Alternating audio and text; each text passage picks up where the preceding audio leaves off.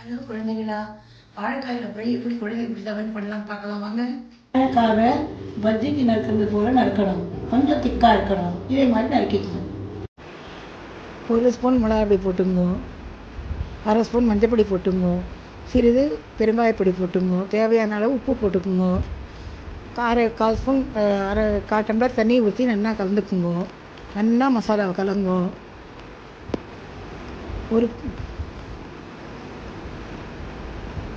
ஒரு பூண்டை எடுத்து நல்லா நசுக்கி அந்த மசாலோடு சேர்த்துக்குங்க. நறுக்கிய வாழைக்காய் எடுத்து அதோடு நல்லா சேர்த்துக்குங்க. நல்லா கலந்துக்குங்க.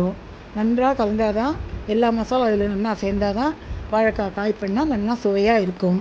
ஒரு 10 நிமிஷம் ஊற விடுங்க குழந்தைகளாம்.